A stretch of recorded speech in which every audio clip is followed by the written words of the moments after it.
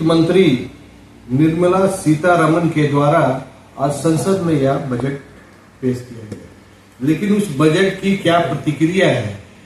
क्या उनकी सोच क्या है, यह सवाल हम पूछने वाले हैं ज्योति सिंह मथारू जी से, जो झारखंड अल्पसंख्यक आयोग के उपाध्यक्ष हैं। तो हमारे चैनल में आपका स्वागत है और बात करना चाहते हैं कि बजट,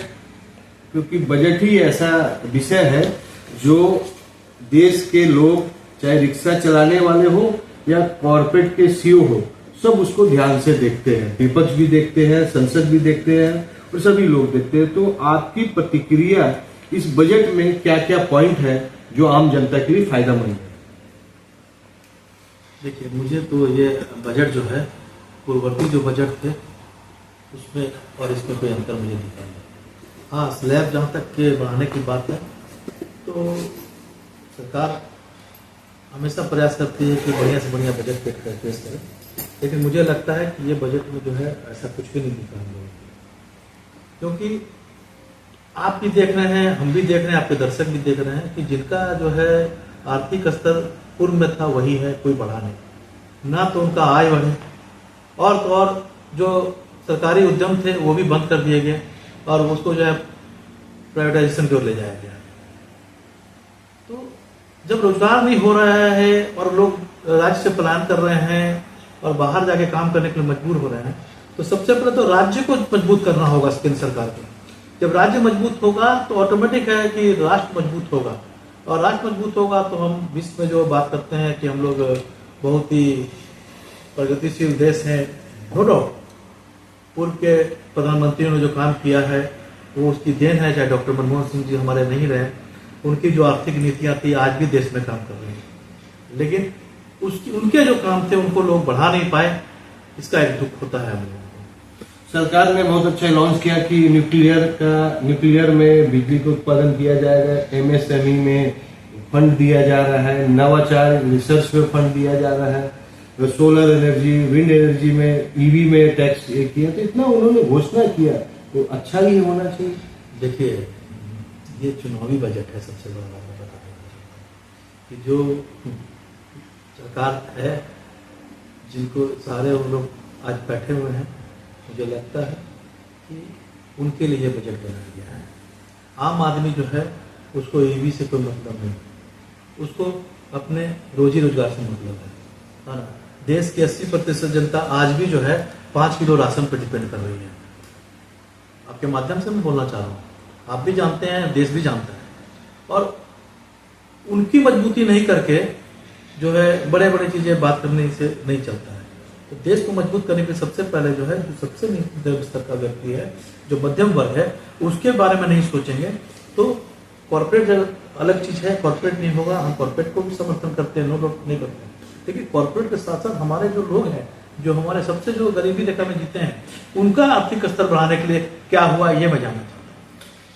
हूँ। अल्पसंख्यक आयोग मतलब बहुत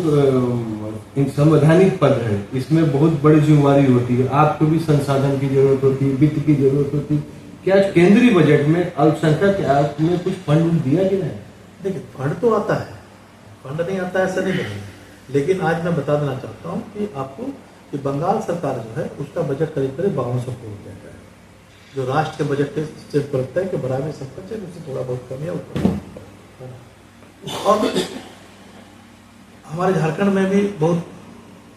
ज़्यादा बजट नहीं मिलता है। हम अपेक्षा करते थे कि केंद्र सरकार को जो है यहाँ पर जो है कम से कम बंगाल सरकार की तरह या और भी सरकारें हैं जो इस तरह से इतने बड़े बजट का है, तो वो ऐसा बजट हम लोग के लिए बनना चाहिए था और हमारे लिए नई योजनाएं आनी चाहिए थी, ताकि अल्पसंख्यकों का जो है कल्याण हो सके और उनके जो है व्यापारिक बढ़ावा देने के लिए, उनको शैक्षणिक बढ़ावा देने के लिए, उनको जो उसको आसान करने की जरूरत थी, लेकिन वैसा कुछ भी इस बजट में नहीं दिखा। अल्पसंख्यक आयोग का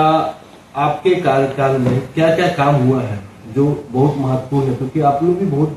काम कर चुके हैं, तो कुछ 2-3 पॉइंट जो आप लोग काम किए उसका कुछ जानकारी हमारे चैनल के माध्यम से जनता को देना चाहते हैं, तो उसके बारे में बताइए। देखिए, हम लोगों ने 2-3 चीजें करने का प्रयास किया है कि पहला कि अल्पसंख्यक इंस्टीट्यूशन का जो है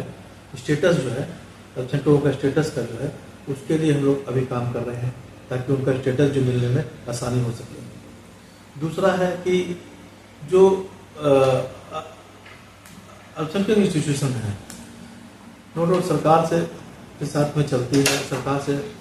संबद्ध रखती है,